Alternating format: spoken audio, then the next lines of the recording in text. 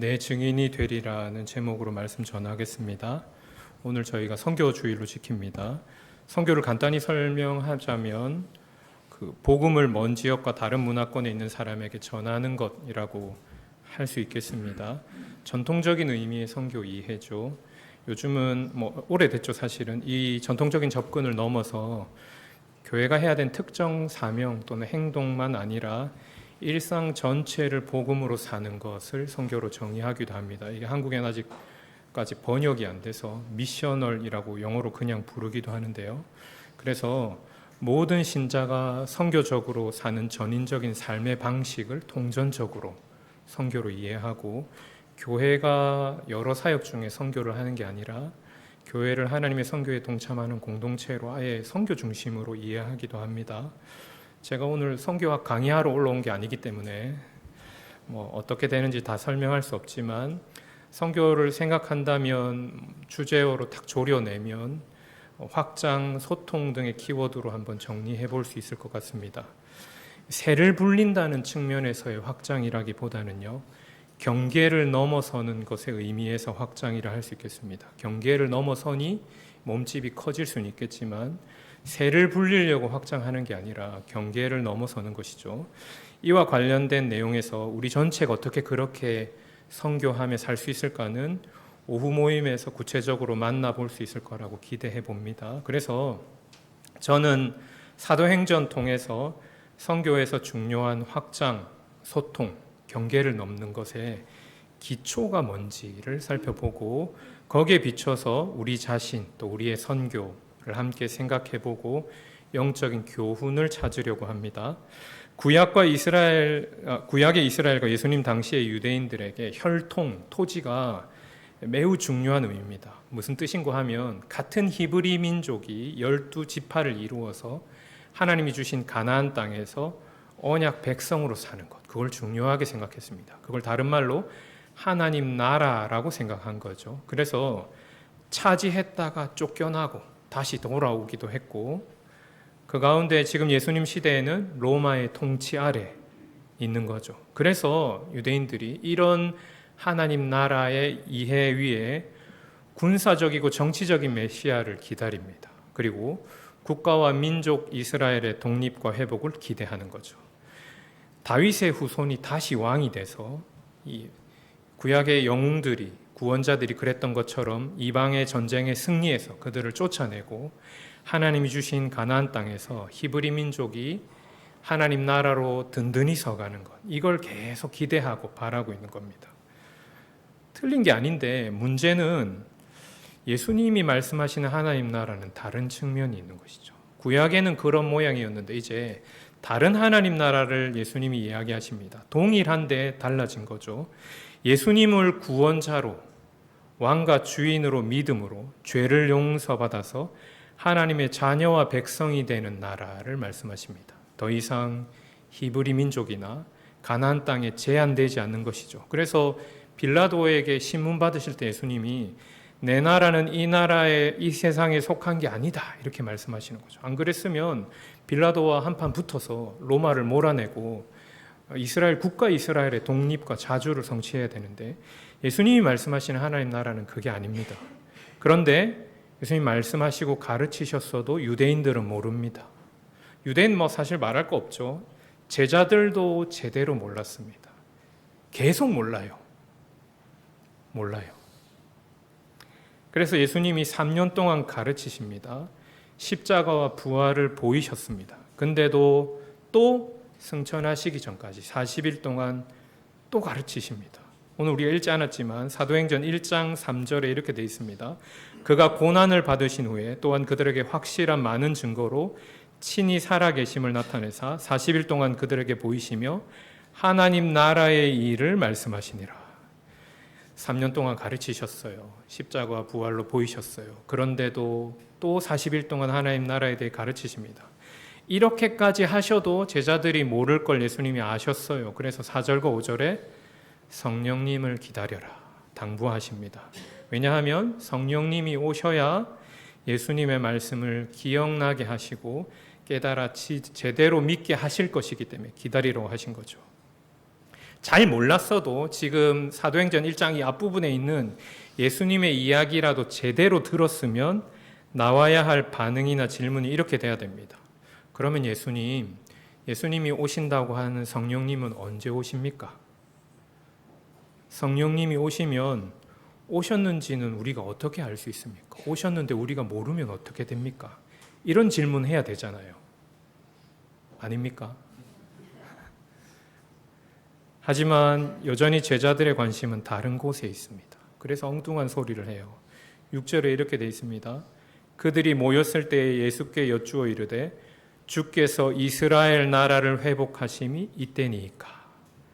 예수님, 그런 성령님 오시면 이스라엘 나라가 예전에 다윗 때처럼 회복됩니까? 이렇게 이제 묻는 거죠.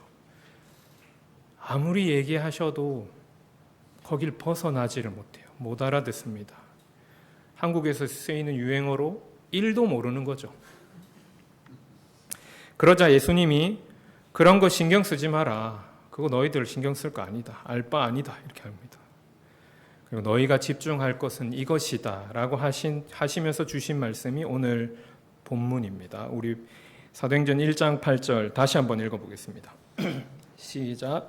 오직 성령이 너희에게 임하시면 너희가 권능을 받고 예루살렘과 온 유대와 사마리아와 땅끝까지 이르러 내 증인이 되리라 하시니라. 아멘.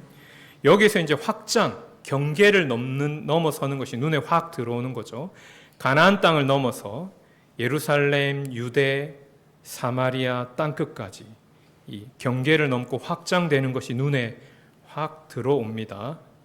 그리고 이 일에 실제로 성령 강림 이후에 고넬료 안디옥 교회의 전도팀 파송을 통해서 예수님 하신 말씀이 성취됩니다. 물론 이 과정 중에 예수님의 제자들이 이 말을 들을 때만 해도 사마리아에 있는 유대인, 땅끝까지 있는 유대인 이렇게 생각했었기 때문에 막 착오도 있고 시행착오도 있고 고민도 했지만 이 모든 과정을 통해서 예수님이 주신 말씀이 무엇인지 제자들이 깨닫고 순종합니다. 그래서 그 믿음과 순종이 지금까지 이어져서 우리도 이 맥락을 따라 선교하고 있는 거죠. 그래서 이렇게 할 때 둘의 교회 성도들에게 익숙한 모드로 가면 이제 확장, 경계를 넘는 것에 대해서 설교하면 좋습니다. 근데 저는 그렇게 안 할 겁니다. 그 확장의 근거에 주목해 보려고 합니다. 이렇게 말 못 알아들었던 제자들이 어떻게 무엇을 가지고 예루살렘에서부터 땅끝까지 이르렀는가 하는 점이죠.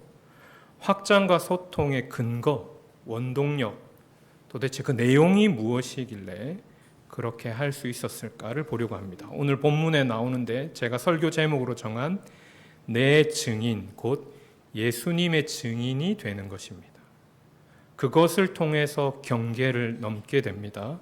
언어도 다르고 문화도 다르고 살아온 배경도 다 다릅니다. 그런데 1세기 기독교회가 땅끝까지 이르는 것, 그것은 예수님의 증인이 되었기 때문입니다. 예수님의 제자가 예수님의 증인이 되어서 땅끝까지 이르렀습니다.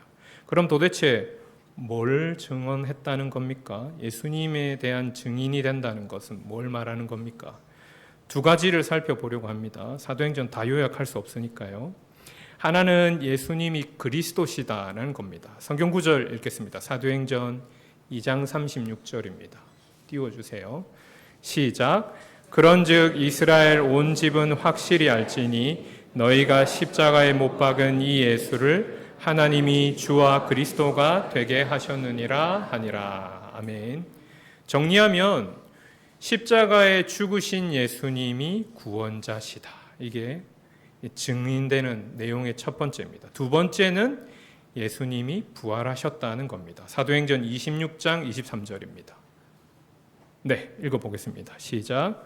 곧 그리스도가 고난을 받으실 것과 죽은 자 가운데서 먼저 다시 살아나사 이스라엘과 이방인들에게 빛을 전하시리라 함이니이다 하니라. 이 내용을 정리하면 그렇게 고난받아 죽으신 예수님이 다시 살아나셨다는 거죠. 그럼 이 두 가지를 합해서 정리하면 왜 강의처럼 느껴지는 건 제 기분 탓일까요? 부활하신 예수님이 그리스도시다, 구원자시다는 겁니다. 그게 예수님의 증인이 되는 겁니다. 십자가에 죽으셨다가 부활하신 예수님이 구원자이시다는 복음이 제자들이 정한 증거고 증언이고, 성령님이 이렇게 말귀를 못 알아들었던 제자들로 하여금 땅끝까지 확장되고 누구와도 소통할 수 있도록 이 복음을 통해서 성령이 일하셨습니다. 무엇을 통해 소통했습니까? 어떻게 연합하고 하나 됐습니까? 무엇을 통해서라고요? 예수님 안에서 그렇게 됐습니다. 성경 한 구절 더 읽겠습니다. 너무 염려하지 마십시오. 그렇게 많이 안 읽을 겁니다. 시작. 너희는 갈라디아서 3장 28절. 제가 마음이 급하네요. 시작. 너희는 유대인이나 헬라인이나 종이나 자유인이나 남자나 여자나 다 그리스도 예수 안에서 하나이니라. 아멘. 예수님 중심해서 확장합니다. 예수님 근거해서 소통하고 연합하는 거죠. 선교의 확장과 소통의 중심과 기초에 예수님이 계십니다. 목사님 자꾸 뻔한 얘기하는 것 같은데요. 우리가 보통 확장, 소통, 경계를 넘는 걸 생각하면 뭐가 머릿속에 딱 떠오르냐면요. 다름에 대한 인정, 다양성에 대한 포용이 강조되고 중요하게 여겨집니다. 꼭 필요하죠. 하지만 선교에 있어서, 신앙에 있어서 사도행전은 그것 전에 확장과 소통의 중심에 예수님이 계시다라는 것을 가르치고 있습니다. 전도 여행을 하고 선교하는 일에 다양한 사람들의 기호와 문화에 맞추고 대화하고 소통하는 바울의 사역이 사도행전에 가득 담겨 있습니다. 유대인들하고 대화할 때 다르고 헬라인들하고 대화할 때 다르고, 아테네에서 전도할 때나 자기를 변호하면서 유대인 총독하고 얘기하고 로마 관리하고 얘기할 때 그 내용과 어투와 방식이 다 다릅니다. 상대에 맞춰서 그 다름을 인정하고 지혜롭고 효과적으로 소통합니다. 하지만 상대의 코드를 맞추고 인정하는 게 핵심이 아닙니다. 얼마만큼 확장성이 있는가, 혹은 얼마나 원활히 소통하는가가 중심이 아니라는 말입니다.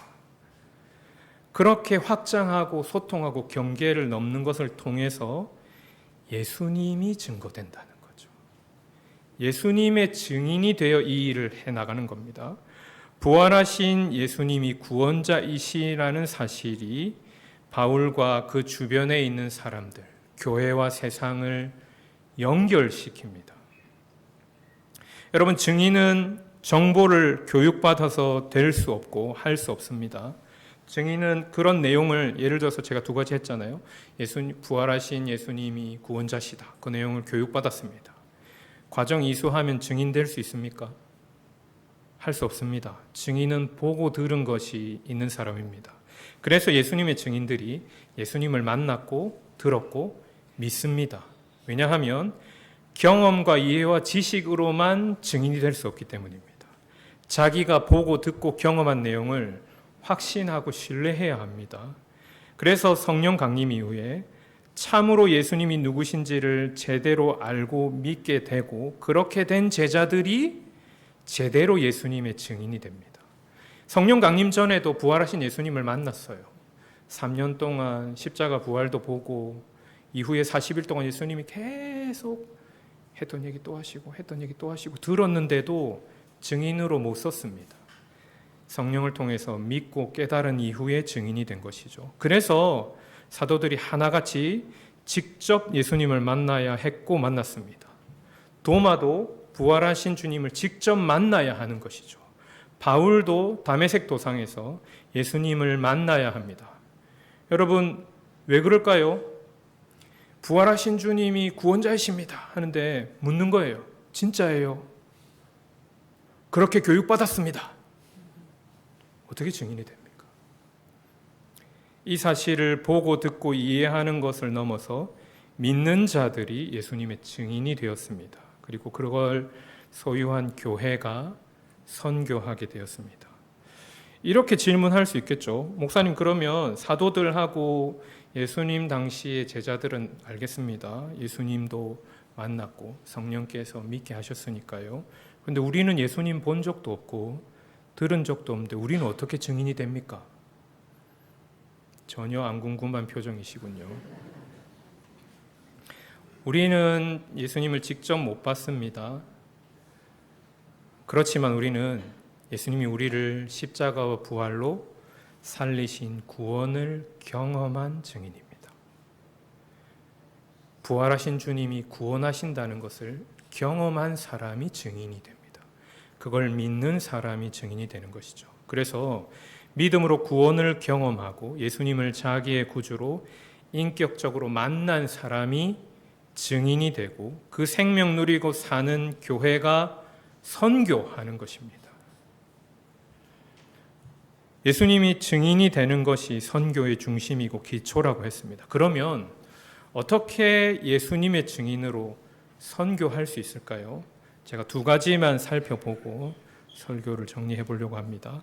첫 번째는 부활하신 예수님을 따르는 삶을 통해서 예수님의 증인이 됩니다. 여러분, 믿는다는 게 무슨 의미일까요? 예수님을 믿는다는 건 무슨 뜻일까요? 예수님을 믿는다고 말하거나 그렇게 생각하는 것만을 가지고 믿음이라고 할 수 없겠습니다. 한국교회 초창기에 이 구령의 열정이 커서 다양한 전도 방법, 그리고 요즘은 이제 민폐처럼 보여지지만 예수 천당 불신지옥 이렇게 외치는 일들이 있었습니다. 그래서 학교 앞에서도 이웃에서도 전도 폭발하고 사형리하고 글 없는 책하고 해서 그 마지막은 뭐 합니까? 기억 잘 안 나시고 안 해보셔서 모르는 겁니까? 영접기도 하잖아요. 진짜 믿는지 안 믿는지 모르겠고 쫙 설명을 다 듣고 난 다음에 네 하고 나서 영접기도 하면 이제 믿었습니다. 구원받았습니다. 합니다. 제가 그걸 비판하려는 게 아닙니다. 그런 신앙 고백만으로 언급과 문장만으로 믿는다고 말하기 어렵다는 말입니다. 십자가에 죽으셨다가 다시 살아나신 예수님을 따르는, 그래서 자기를 헌신하는 전인적이고 통전적인 삶이 믿음에 연결될 때 그 믿음이 살아있는 믿음으로 드러나는 것이죠. 제가 종종 주일 설교할 때마다 말씀드리잖아요. 민트 초코를 좋아한다고 믿는 사람은 뭐 한다고요? 사 먹습니다. 그죠? 말만 하지 않아요. 그렇게 믿는 사람은 그 삶이 연결되게 돼 있습니다. 사람이 통전적이기 때문이죠. 성경 한 구절 읽겠습니다. 누가복음 9장 22절 23절입니다. 시작. 이르시되 인자가 많은 고난을 받고 장로들과 대제사장들과 서기관들에게 버림받아 죽임을 당하고 제3일에 살아나야 하리라 하시고, 또 무리에게 이르시되 아무든지 나를 따라오려거든 자기를 부인하고 날마다 제 십자가를 지고 나를 따를 것이니라. 아멘. 우리에게 익숙한 말씀입니다. 예수님이 그 제자들이 전한 그 증인, 증거, 복음의 핵심인 십자가 부활을 제자들에게 가르치신 이후에 바로 하신 말씀이 자기를 부인하고 자기 십자가를 지라 말씀하십니다. 자기 목숨을 버려 죄인을 구원하신 예수님을 따라 예수님을 위해서 자기 목숨을 드리는 믿음의 삶, 제자도를 뒤이어 말씀하시는 거죠. 그래서 예수님을 따르는 제자도, 주님 따라 사는 그 삶이 증인됨의 실체, 방법이 됩니다. 사람들에게 전하는 거죠. 예수님이 죄인을 십자가와 부활로 구원하셨습니다. 라면 세상이 물을 거 아니겠습니까? 그 구원받은 실체가 어디 있습니까? 구원받으면 어떻게 됩니까? 라고 물을 때 예수님을 따르는 신자의 구별된 삶과 세상과는 다른 교회의 모습이 역사 가운데 대답과 증거가 되어 왔습니다. 아까 읽었던 갈라디아서에서 유대인과 헬라인, 종과 자유인, 남자와 여자가 하나 되어 연합하고 소통하는 모습이 신자의 삶 가운데, 교회 가운데 있는 거죠. 여러분, 지금보다 훨씬 큰 차이 아니었겠습니까? 종과 자유인을 같은 사람으로 보지 않았어요. 신약 성경에서도 오병이어 기록할 때 여자와 아이는 숫자에 넣지 않았습니다. 그런데 예수님이 이루신 복음과 구원 안에 하나됨이 성취됩니다. 교회 역사 가운데 기독교 문헌과 1세기 문헌에 이런 내용들이 있습니다. 신자들을 가리켜서 이렇게 말합니다. 식탁은 공유하나 침대는 공유하지 않는다. 환자와 빈자를 돌아보는 높은 윤리와 강한 연대감이 곳곳에 기록되어 있습니다. 문란한 세대 가운데, 시대 가운데 교회는 거룩하고 순결하게 결혼과 가정을 지키는 차이를 보여왔습니다. 전염병이 돌아서 마을이 쑥대밭이 돼서 아무도 감히 못 들어갈 때 기독교인들이 들어가서 그 마을에 사람들을 장례 치러주는 것이 기록에 있습니다. 새벽에 이 사람들이 정한 때에 적절히 모이는 때가 있는데 범죄를 모의하기 위해 모인 게 아니라 그들이 믿는 신을 예배하고 기도하기 위해 모인다. 그런 내용들이 1세기 문헌, 2세기 문헌에 기록되어 있습니다.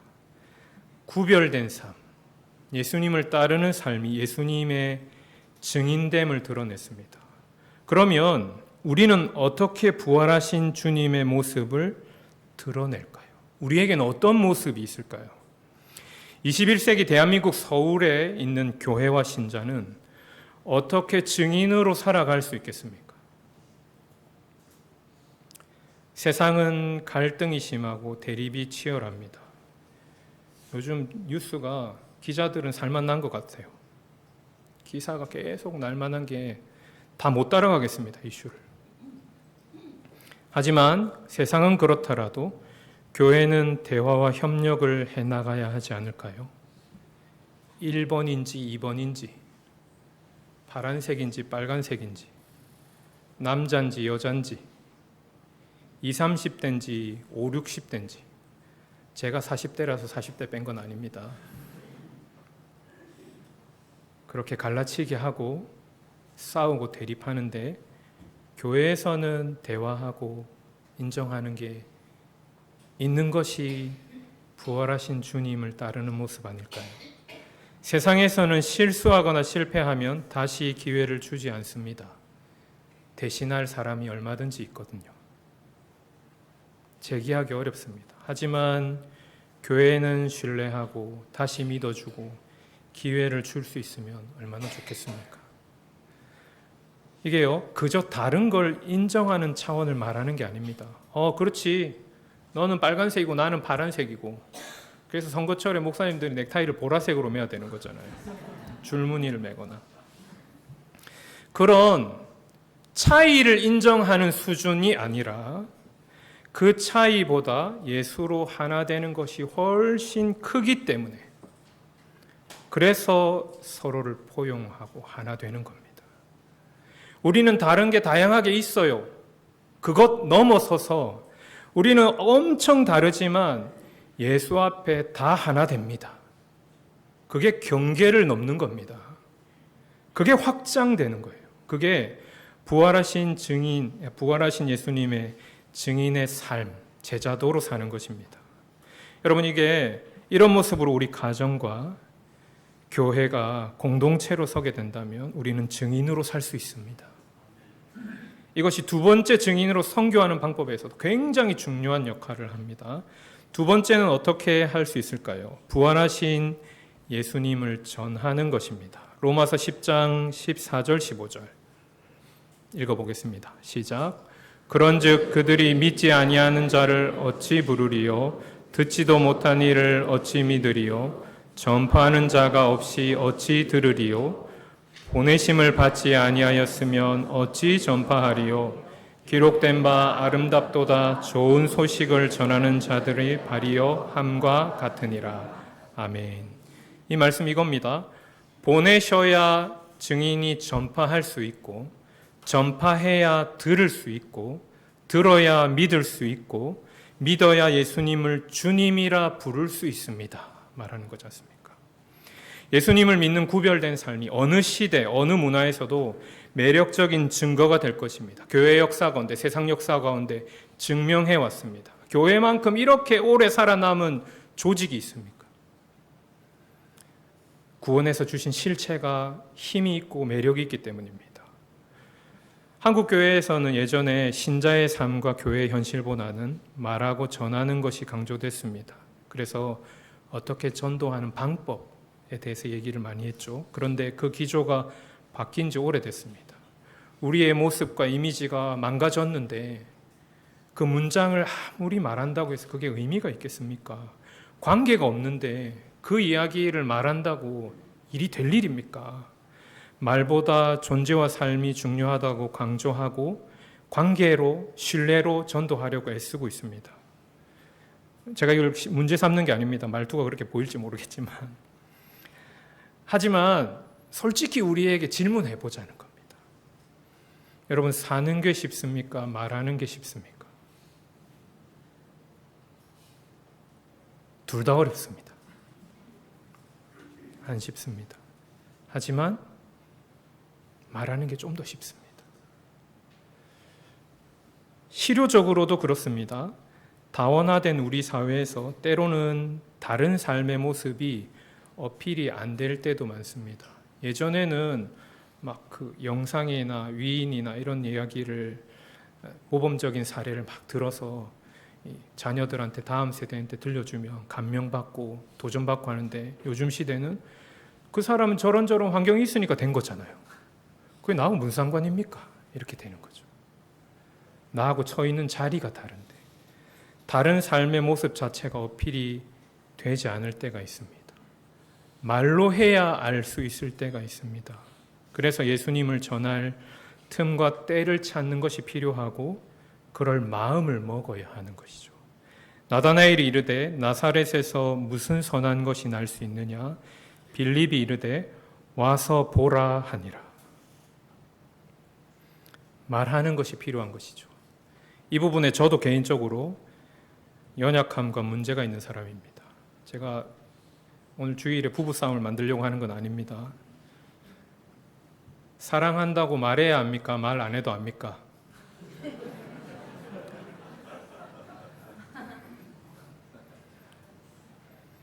말해야 됩니까? 말 안 해도 하는 거 보고 딱 알 수 있는 방법은 없는 겁니까? 전해야 합니다. 말해야 합니다. 못 살면서 말하는 게 부끄럽습니다. 그렇지만 말하지 않으면 모릅니다. 그들에게 다가가서 교회로 우리의 삶의 자리로 초청하는 겁니다. 여러분, 그게 우리에게 가까이 오라고 하는 게 아니라 예수님이 우리 가운데 이루신 그 생명과 구원으로 인도하는 것이죠. 예수님과 이웃을 만나게 하는 겁니다. 예수님과 세상을 연결시키는 일이죠. 그런 게 어디 있습니까? 우리의 삶 속에, 우리의 가정에, 우리의 교회에 그런 다른 질서, 다른 문화, 다른 삶, 생명과 구원이 있습니다. 말만 아닙니까? 여기 있습니다. 들어왔더니 별거 아니네. 좀 미안합니다. 그래도 해야 되는 거죠. 우리는 그렇게 증인으로 살 수 있습니다. 교회에 오라라고 말할 틈을 찾고 말할 수 있는 거죠. 교회에 오라보다 예수님을 믿으세요라는 말을 실제로 실생활에 말한 적이 있을까요? 예수님을 믿으십시오라는 게 설교 외에 우리 일상의 대화 가운데 말이죠. 다른 하나의 전파의 다른 한 측면은 선교사님들을 위해 기도하고 후원하는 것입니다. 안디옥 교회가 바울과 바나바를 통하여 누가와 디모데와 마가를 통해 함께 선교했습니다. 우리는 다 직접 갈 수 없지만 기도와 동력으로 함께하는 거죠. 그래서 부활하신 예수님을 따르는 삶을 통해서 부활하신 예수님을 전파하는 것을 통해서 우리가 증인될 수 있습니다. 말씀을 정리하겠습니다. 하나님은 우리를 먼저 구원하시고 우리를 예수님의 증인 삼으십니다.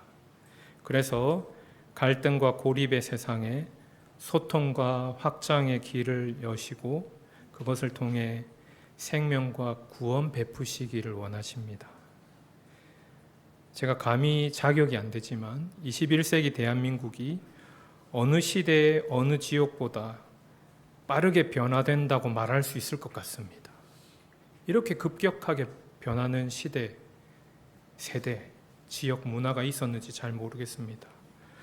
이런 시대 앞에 우리를 증인으로 보내시는 주님의 말씀 생각하면서 이 시대와 세상에 어떻게 눈을 맞추고 함께 할 것인가를 고민하는 동시에 그 모든 것과 연결되고 연합되고 소통할 수 있는 비결이 우리에게 있음을 기억하면 좋겠습니다. 예수 그리스도의 제자로 증인이 될 때 부활하신 구원자 예수님으로 말미암아 우리도 살고 세상도 살게 될 것입니다. 두려교회 성도 여러분, 예수님의 이름을 우리의 삶과 입술로 부르는 증인 되시기 바랍니다. 그렇게 증인으로 살며 전할 때 하나님이 생명과 구원을 오늘날도 이 땅과 열방에서 계속해서 베푸시는 것을 경험하는 복을 더하여 주실 것입니다.